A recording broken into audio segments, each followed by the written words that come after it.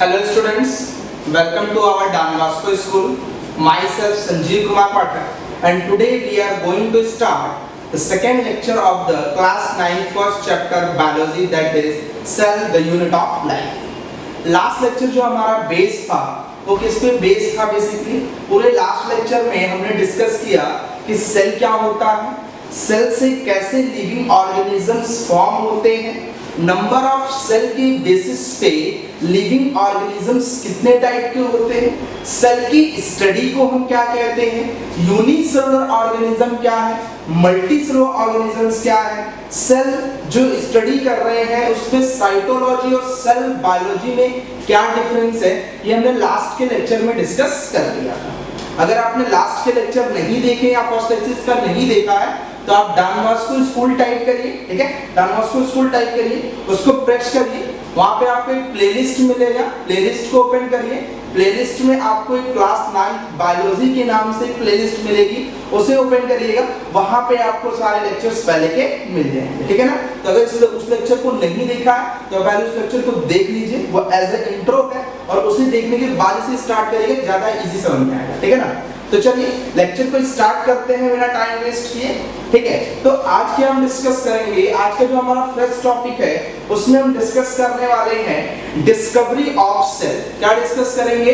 Discovery of cell discuss करेंगे कि cell की डिस्कवरी किसने की थी और कैसे की थी, इस चीज को इस लेक्चर में हम डिस्कस करेंगे। तो चलिए स्टार्ट करते हैं new topic, that is discovery of cell. तो फटाफट हेडिंग डालिए, क्या हेडिंग डालोगे आप? डिस्कवरी ऑफ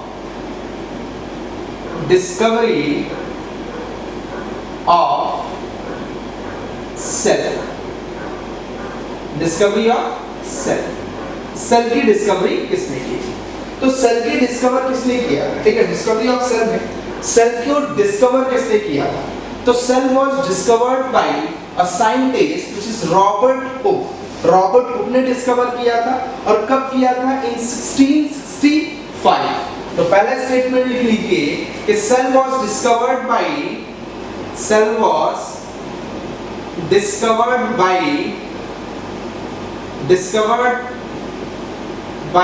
किसके थ्रू डिस्कवर की गई थी? Cell was discovered by Robert Hooke, discovered by Robert hook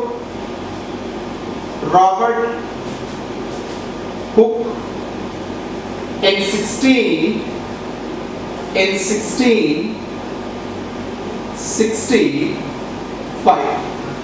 कब किया गया था? इन 1665।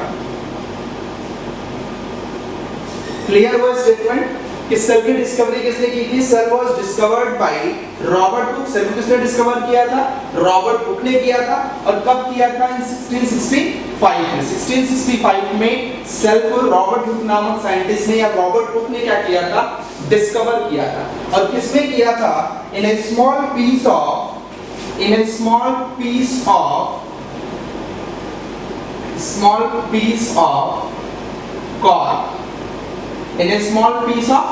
कॉर्क, इसमें डिस्कवर किया था इन ए small piece of cork.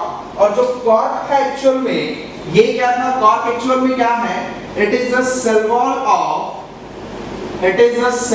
Of plant. ये जो प्लांट की सेल वॉल होती है उसे हम क्या कहते थे? कॉर्क कहते थे। बात समझ में आई? कॉर्क किसे कहा जा रहा था कि जो प्लांट की सेल वॉल होती है उसे क्या कहते थे? कॉर्क कहते थे। यहाँ पे small piece of cork, actual में कॉर्क जो था वो क्या था? सेल वॉल थी प्लांट की। यहाँ पे कॉर्क जो टर्म यूज किया गया वो कैसे यूज किया गया? जैसे सपोज करो पहले आपने लैब में देखा होगा कि लैब की जो बॉटल्स हुआ करती थी, पहले जो लैब हुआ करता, लैब में मान लीजिए बॉटल रखी हुई है, ठीक है, ये बॉटल है, ये जो बॉटल होती थी ये कैप के थ्रू कवर्ड होती थी। किससे कवर्ड होती थी? एक कैप के थ्रू कवर्ड होती थी। और ये कैप जो होता था, ये कैप किसका बना हुआ था? वुड का बना हुआ था। किसका बना हुआ था? वुड, लकड़ी का बना हुआ था। इसी को हम क्या कहते थे? कॉर्क कहते थे। क्या कहते थे? कॉर्क कहते थे।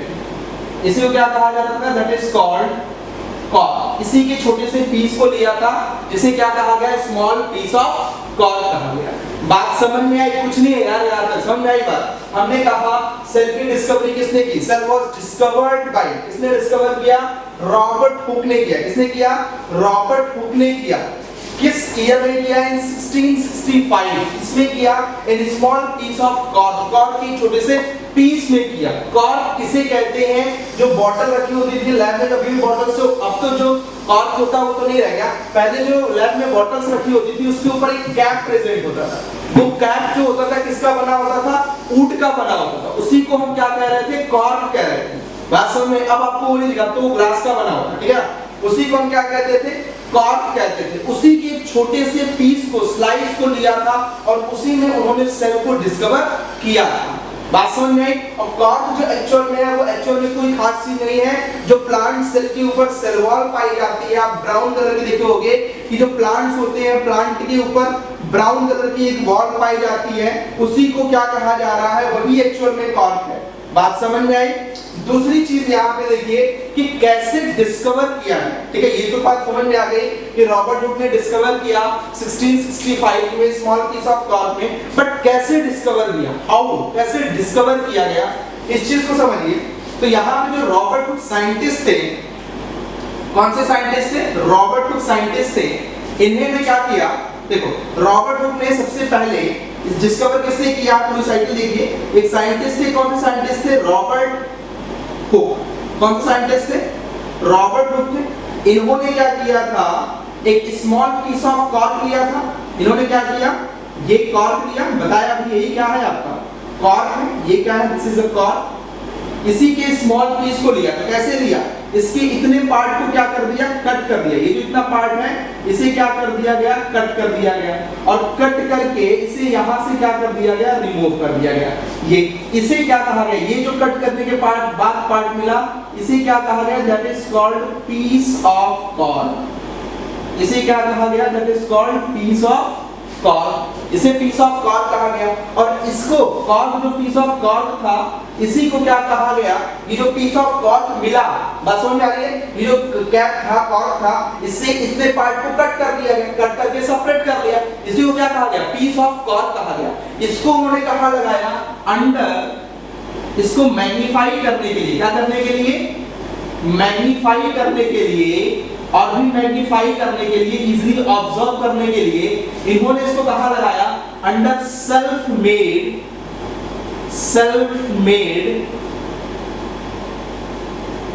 माइक्रोस्कोप।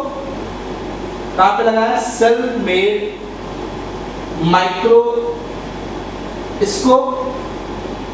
माइक्रोस्कोप लगाया। और जब सेल्फ मेड माइक्रोस्कोप में लगाया तो इन्हें कुछ ऐसा अपीयरेंस दिखाई दिया। कैसा अपीयरेंस?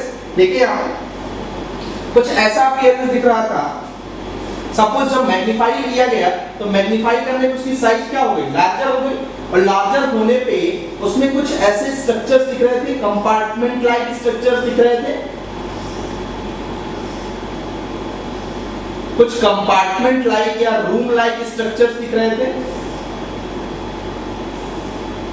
इन कंपार्टमेंट लाइक या रूम लाइक स्ट्रक्चर्स को क्या कहा गया?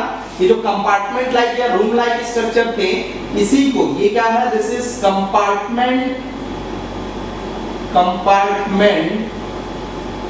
और रूम लाइक स्ट्रक्चर। कैसा स्ट्रक्चर है? कंपार्टमेंट और रूम लाइक स्ट्रक्चर। इसी कंपार्टमेंट या रूम लाइक स्ट्रक्चर को क्या कहा गया? सेलुला कहा गया। क्या कहा गया? सेलुला। और ये जो टर्म आ रहा था, यहां से कौन सा टर्म आया? एक सेलुलर टर्म आया। सेलुला, इसी से कौन सा टर्म आया था? सेल। कौन सा टर्म आया? सेल। और ये जो पूरा अपीयरेंस था, इसे क्या कहा गया? That is called honeycomb like appearance. कैसा अपीयरेंस कहा गया? That is honeycomb like appearance या स्ट्रक्चर। कैसा स्ट्रक्चर कहा गया? Honeycomb like structure. मधुमक्खी के छत्ते की जैसे कुछ दिखाई दे रहा है। बात समझ में आई? पूरा प्रोसीजर समझ में आया कैसे डिस्कवर हुआ? यहाँ पे रॉबर्ट हुक है। रॉबर्ट हुक ने एक कॉर्क देखा, कॉर्क के छोटे से पीस को कट किया। ये कटा हुआ पीस है, इसे क्या कहा गया? पीस ऑफ कॉर्क कहा गया। इस पीस ऑफ कॉर्क को मैग्नीफाई करने के लिए और इजीली ऑब्जर्व करने के लिए, अच्छे से क्लियरली दिखाई दे, इसीलिए इसे कहां लगा दिया, माइक्रोस्कोप के अंदर लगाया। और वो माइक्रोस्कोप भी किसने बनाया था, रॉबर्ट हुक ने ही बनाया, सेल्फ मेड माइक्रोस्कोप में लगाया। तो कैसा हुआ, वो मैग्नीफाई हुआ, लगाने में क्या हुआ, और भी मैग्नीफाई हुआ। तो जब मैग्नीफाई हुआ तो कुछ ऐसा अपीयरेंस दिख रहा था। अब आप देख रहे हो इसमें सब में क्या हो रहा है, ये अपीयरेंस दिखाई दे रहा है, ये कुछ ऐसे रूम लाइक अपीयरेंस या कंपार्टमेंट लाइक स्ट्रक्चर दिख रहा है। इसी कंपार्टमेंट लाइक या रूम लाइक स्ट्रक्चर को क्या कहा गया, सेलुला कहा गया। और ये कौन सी वर्ड है, लैटिन वर्ड थी। कौन सी वर्ड थी, लैटिन वर्ड था, जिसे क्या कहा गया, सेलुला। और इसी सेलुला से कौन सा टर्म डिराइव हुआ, सेल टर्म डिराइव हुआ। कौन सा टर्म डिराइव हुआ, सेल टर्म डिराइव हुआ। और इसके सराउंडिंग इन कंपार्टमेंट्स को अलग करने के लिए ये जो वॉल्स पाई जा रही थी, इन वॉल्स को क्या कहा गया, इन्हीं वॉल्स को क्या कहा गया, सेल वॉल कहा गया। क्या कहा गया, सेल वॉल कहा गया। तो सेल वॉल की भी डिस्कवरी किसने की थी, रॉबर्ट हुक ने ही की थी। और कब की थी, इन 1665 में ही की थी। बात समझ में आई, यहाँ तक कोई डाउट, कैसे डिस्कवरी सेल की पूरा समझ में आया। इसको नोट डाउन कर लो या स्क्रीनशॉट ले लो, फिर आगे प्रोसीड करते हैं।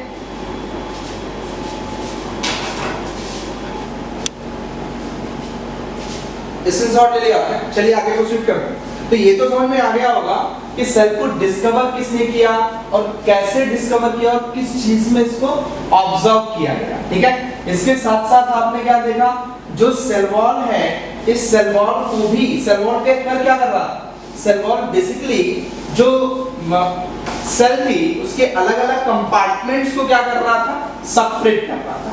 ये तो बात समझ में आ गई कि सेल वॉल क्या है, सेल वॉल की डिस्कवरी कैसे हुई, सेल की डिस्कवरी कैसे हुई, किसने उसको डिस्कवर किया, ये सारी चीजें क्लियर हो गई। एक चीज यहाँ पे स्टेटमेंट याद रखना, माइंड में लिखाया नहीं है यहाँ पे, लेकिन माइंड में याद रखना कि जो सेल इन्होंने ली थी प्लांट की, वो कैसी सेल थी, डेड सेल। इस चीज को क्लियर याद रखिएगा कि जो इन्होंने सेल ली थी वो कैसी सेल थी, that is a dead cell, वो एक डेड सेल थी। बात समझ में, चलिए आगे प्रोसीड करते हैं। ये तो क्या हो गया, डिस्कवरी ऑफ सेल हो गया। दूसरी चीज आइए, second thing, cell theory. Next topic discuss करते हैं, दैट इज सेल थ्योरी। बहुत इजी टॉपिक है, सेल थ्योरी। सेल थ्योरी क्या है, नाम से तो समझ में आ रहा है, सेल थ्योरी। सेल थ्योरी क्या है, कभी जब थ्योरी की बात की जाती है तो यहाँ पे हाइपोथेसिस होता है, मतलब कोई साइंटिफिक प्रूफ इसका नहीं था, हाइपोथेटिकल चीजें बोल दी, ठीक है।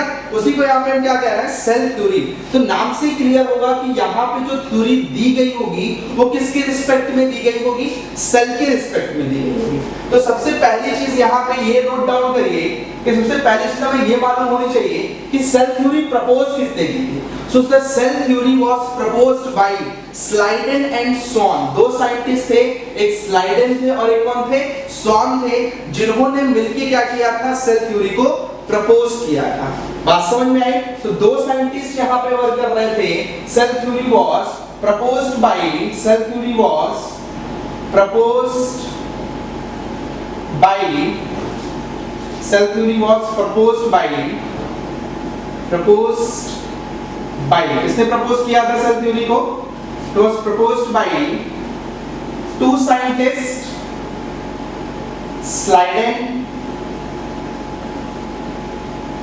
Schleiden and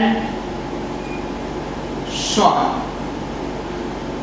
ठीक है। तो सेल थ्योरी को दो साइंटिस्ट ने प्रपोज किया था, स्लाइडेन ने एंड सॉन ने प्रपोज किया। स्लाइडेन जो थे, ही वाज अ बॉटनिस्ट, ये क्या थे, बॉटनिस्ट थे। और जो सॉन थे, ये क्या थे, ही वाज अ जूलॉजिस्ट, ये क्या थे, जूलॉजिस्ट। स्लाइडेन ने ये कहा, जो बॉटनिस्ट थे, इन्होंने क्या कहा, इन्होंने 1838 में इन्होंने कहा ऑल लिविंग ऑर्गेनिजम्स, ऑल 1838 में क्या कहा, ऑल लिविंग ऑर्गेनिजम्स, क्या कह सकते हैं, ऑल प्लांट्स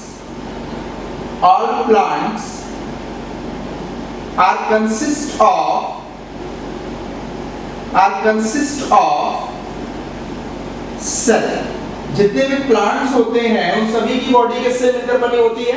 सेल से मिलकर बनी होती है, स्लाइडेन ने कहा। और 1839 में सॉन ने कहा कि all animals are consist of cell, मतलब जितने भी एनिमल्स होते हैं उनकी बॉडी किससे मिलकर बनी होती है? सेल से। तो 1838 में स्लाइडेन ने कहा कि जितने प्लांट्स होंगे उनकी बॉडी किससे मिलकर बनी होगी? सेल से। और किस टाइप की सेल यहाँ पर होगी? प्लांट के फॉर्म होने के लिए प्लांट सेल होगी। और सॉन ने कहा कि जितने भी एनिमल्स होंगे उनकी बॉडी किससे मिलकर बनी होगी? सेल से। और यहाँ पर सेल कौन सी होगी? एनिमल सेल होगी। मतलब प्लांट्स को बनाने के लिए प्लांट सेल और एनिमल्स को बनाने के लिए एनिमल सेल। और फाइनली दोनों लोगों ने मिलके 1839 में ये कह दिया, देखा गया जब इन्होंने अपनी थ्योरी प्रपोज की, स्लाइडेन ने अलग सॉन ने अलग प्रपोज की, तो फाइनली देखा गया कि दोनों लोग की थ्योरी एक ही चीज कह रही है। स्लाइडेन भी कह रहे हैं कि जो प्लांट्स हैं वो किससे मिलकर बने हुए हैं? सेल से मिलकर बने हैं। और जो सॉन है वो कह रहे हैं जितने एनिमल्स हैं वो किससे मिलकर बने हुए हैं? सेल से मिलकर बने हुए। मतलब दोनों लोग तो एक ही चीज कह रहे हैं कि लिविंग ऑर्गेनिज्म किससे मिलकर बन रहे हैं? सेल से मिलकर बन रहे हैं। बात समझ में आई? इसीलिए 1839 में फाइनली एक स्टेटमेंट कह दिया गया। 1839 में क्या स्टेटमेंट आया था सेल थ्योरी के लिए? 1839 में दोनों लोगों ने मिलके एक थ्योरी प्रपोज कर दी जिसे क्या कहा गया? Cell theory. और इसका पहला की कॉन्सेप्ट था, फर्स्ट की कॉन्सेप्ट था कि ऑल लिविंग ऑर्गेनिज्म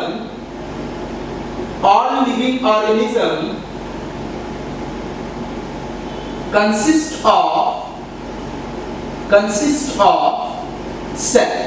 इनका कहना ये था कि जितने भी लिविंग ऑर्गेनिज्म है वो सब किससे मिलकर बने हैं? सेल से मिलकर बने हैं। चाहे वो लिविंग ऑर्गेनिज्म प्लांट्स हो, अदरवाइज एनिमल्स।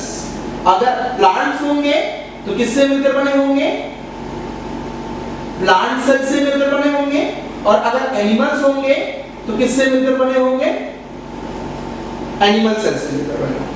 इन्होंने क्या कह दिया कि all living organisms are consist of cell. जितने भी लिविंग ऑर्गेनिजम्स होंगे वो किससे मिलकर बने होंगे? सेल से। अगर प्लांट है तो किससे मिलकर बनेगा? प्लांट सेल से। अगर एनिमल है तो किससे मिलकर बना होगा? एनिमल सेल से। ये कॉन्सेप्ट कब दिया गया था? इन 1839 में दिया गया था। और इसी को क्या कहा गया? इसी कॉन्सेप्ट को क्या कहा गया था? सेल थ्योरी कहा गया था। क्या कहा गया था? Cell theory. बात समझ में आई कि सेल थ्योरी को दो साइंटिस्ट ने प्रपोज किया, स्लाइडेन एंड सॉन। स्लाइडेन एक बॉटनिस्ट थे, सॉन एक जूलॉजिस्ट थे। स्लाइडेन ने कहा जितने भी प्लांट्स हैं किससे मिलकर बने होंगे? सेल से। किस ईयर में? 1838 में। और इन्होंने कहा जितने एनिमल्स हैं किससे मिलकर बने होंगे? सेल से। और कब कहा था? 1839 में। फिर देखा गया कि दोनों लोग का कॉन्सेप्ट सेम है, इसीलिए फाइनली दोनों लोगों ने मिलके 1839 में क्या प्रपोज करी? Cell theory. और उसमें स्टेटमेंट दिया कि all living organisms are consist of cell. कि जितने लिविंग ऑर्गेनिजम्स होते हैं सबके सब किससे मिलकर बने होते हैं? सेल से मिलकर बने होते हैं। चाहे वो प्लांट्स हो चाहे वो एनिमल्स। अगर प्लांट है तो प्लांट सेल होगी उनके अंदर, अगर एनिमल है तो उनके अंदर एनिमल सेल होगी। ये सेल थ्योरी का कॉन्सेप्ट था, यही सेल थ्योरी प्रपोज की गई थी। और पहली बार इसको किस बुक में प्रपोज किया गया था? तो बुक का नाम लिख लीजिएगा। बुक कौन सी थी? That is Micrographia. कौन सी बुक थी? माइक्रोग्राफिया। बात समझ आई? इसको नोट डाउन कर लीजिए, स्क्रीनशॉट ले लीजिए, फिर आगे प्रोसीड करते हैं।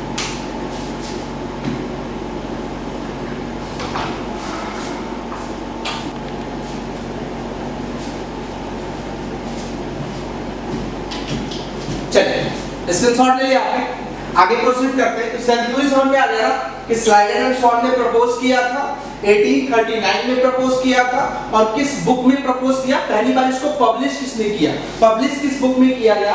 तो इसमें लिख लीजिए कि पब्लिश हुई थी ये बुक, पब्लिश हुआ, ये थ्योरी जो थी पब्लिश हुई। किस बुक में पब्लिश हुई थी? माइक्रोग्राफिया बुक में पब्लिश हुई थी। बात समझ में आई? चलिए आगे प्रोसीड करते हैं।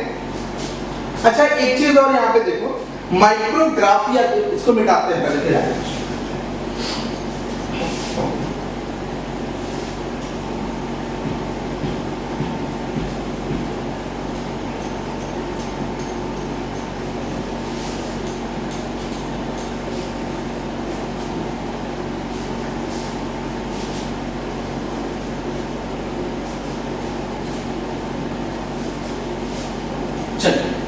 नेक्स्ट हमने क्या कहा कि जो सेल थ्योरी है, वो सेल थ्योरी जो पब्लिश हुई थी, that cell theory was published in, cell theory जो पब्लिश हुई, दैट वाज पब्लिश्ड इन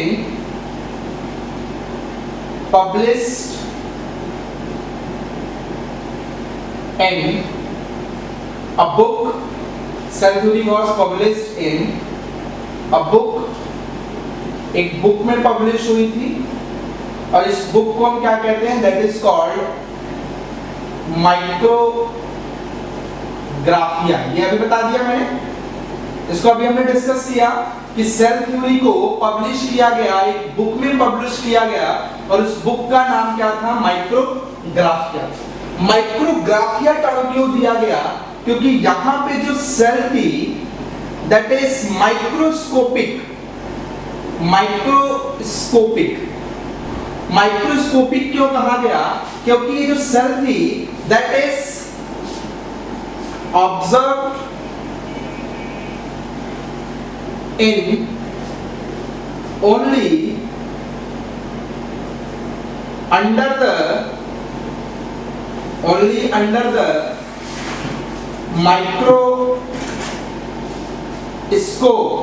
हमने क्या कहा कि जो सेल है that is observed in only under microscope, ये केवल माइक्रोस्कोप के ही अंदर ऑब्जर्व हो रही थी, अदरवाइज नेकेड आई से सी नहीं हो पा रही थी।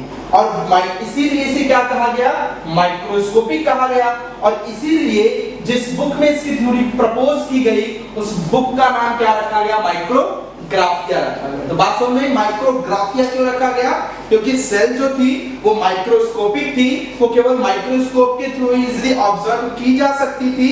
इसीलिए उसकी जो थ्योरी प्रपोज की गई जिस बुक में, उस बुक को क्या कहा गया, माइक्रोग्राफिया। ये नेम ही हमें ये ऑब्जर्व करा देता था, ये फील कराता था कि इसमें कोई ऐसी चीज की थ्योरी दी हुई होगी या कोई ऐसी चीज एक्सप्लेन की गई होगी जो किस लेवल की होगी, माइक्रोस्कोपिक लेवल की स्टडी होगी। बात समझ में आई? इसका स्क्रीनशॉट ले लीजिए, फिर आगे प्रोसीड करते हैं। चलिए छोटा सा स्क्रीनशॉट ले लिया होगा, आगे प्रोसीड करते हैं। तो माइक्रोग्राफिया हो गया। दूसरी चीज आते हैं, नेक्स्ट चीज कि जो सेल थ्योरी थी, इस सेल थ्योरी के ड्रॉबैक्स क्या थे, कौन से ड्रॉबैक थे, या पहले एक्सेप्शन देख लो, ड्रॉबैक से पहले एक्सेप्शन देख लो। अभी मैंने कहा पहला की कॉन्सेप्ट, एक चीज याद रखिएगा, the most important question, class 9 का सबसे इंपॉर्टेंट क्वेश्चन बता रहा हूं, अक्सर पूछा जाता है कि सेल थ्योरी क्या। ये बहुत इंपॉर्टेंट टॉपिक है, ये 9 के लिए नहीं 11 के लिए बहुत इंपॉर्टेंट टॉपिक है। कॉम्पिटिटिव लेवल में भी डायरेक्ट क्वेश्चंस पूछे जाते हैं कि cell theory was given by, किसने सेल थ्योरी दी थी, ठीक है। एमसीक्यूज में डायरेक्ट क्वेश्चंस पूछे जाते हैं सेल थ्योरी से कि cell theory was given by, cell theory दी किसने थी, प्रपोज किसने की थी, ठीक है ना। तो बहुत इंपॉर्टेंट क्वेश्चन है, ये बहुत इंपॉर्टेंट टॉपिक भी है, इसको याद रखिएगा। और दूसरी चीज, इसके कुछ की कॉन्सेप्ट है, 2 की कॉन्सेप्ट थे।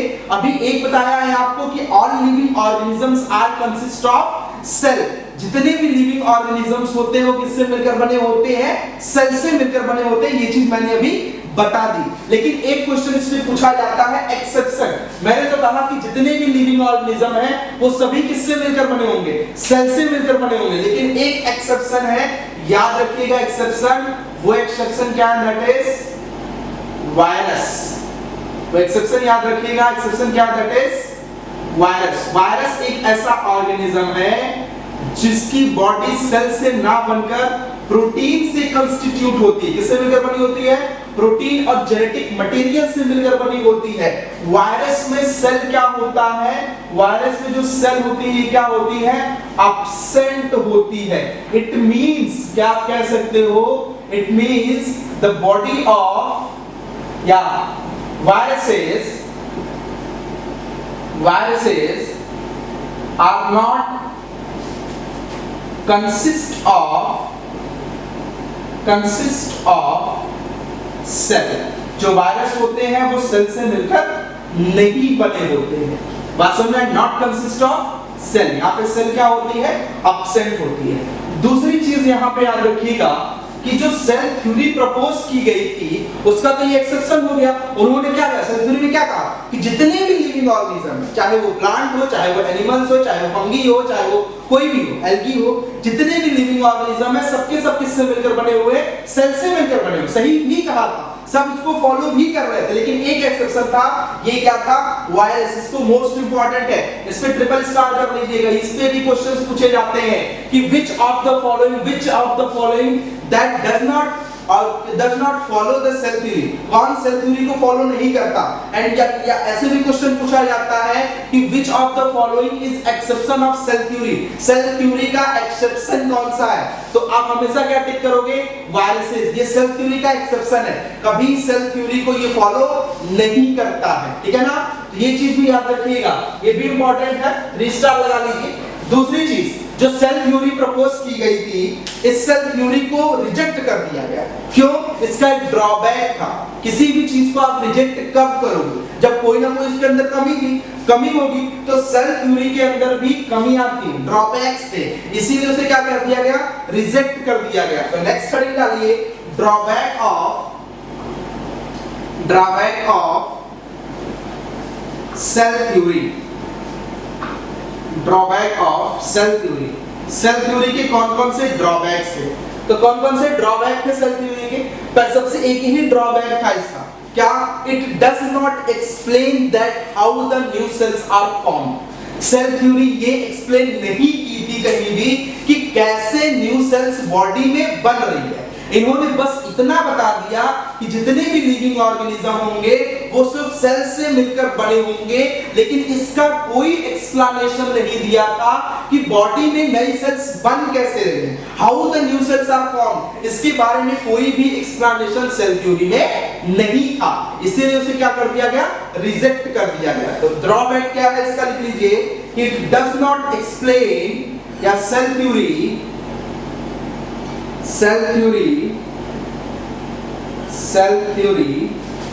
does not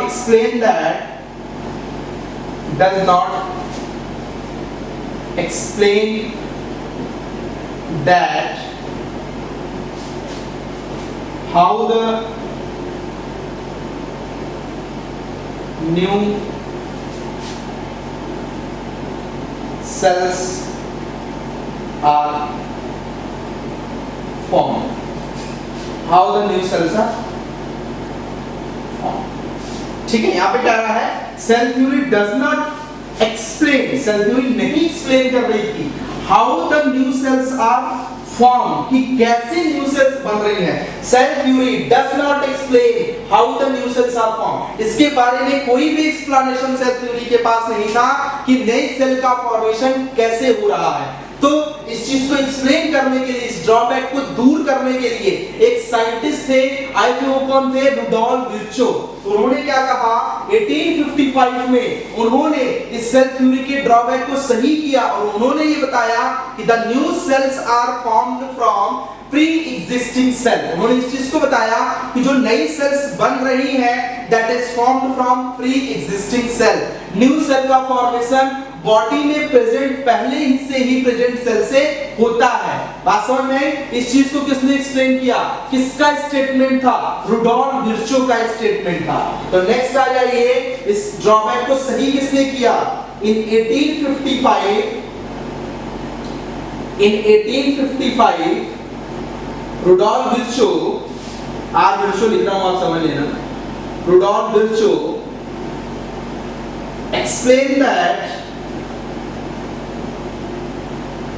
explain that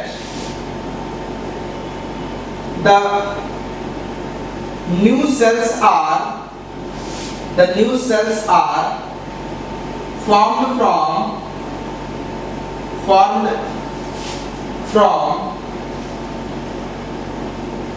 explain that the new cells are formed from pre-existing cell by cell division। बात समझ में आ गई? इन्होंने क्या कहा, 1855 में, in which year, in 1855 Rudolf Virchow explain that, इन्होंने इस चीज को बताया, explain that the new cells are formed from, new cell का फॉर्मेशन होगा formed from pre existing cell, इससे फॉर्म होता है प्री एग्जिस्टिंग सेल, और किस प्रोसेस के through, by the process of cell division, इस प्रोसेस के through by the process of cell division. बात समझ में आई कैसे फॉर्म होगा, इस चीज को डिस्कस करते हैं। अभी तुरंत आप फटाक से स्क्रीनशॉट लो, साइड में स्क्रीनशॉट लीजिए इसका, ले लिया, चलो ऊपर क्या मैं डालता हूं, ये वाला स्टेटमेंट जो एक्सेप्शन लिखा था,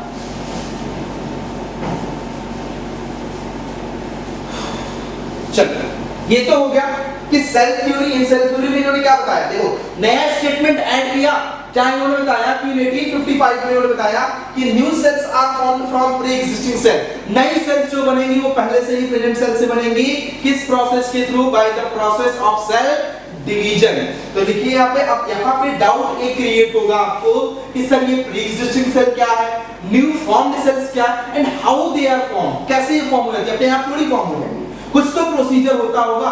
तो कौन सा प्रोसीजर हो रहा है सर, सेल डिवीजन हो रहा है। तो सर सेल डिवीजन क्या है, तो चलिए इसको डिस्कस करते हैं। देखो यहाँ पे एक एग्जांपल लेते हैं, आपको ज्यादा बेटर क्लियर होगा। फॉर एग्जांपल एक एग्जांपल लेते हैं, सपोज एक यहाँ पे सेल है, कोई भी बॉडी है, अगर एनिमल बॉडी होगी तो एनिमल सेल होगी, मान लो ये कौन सी सेल है,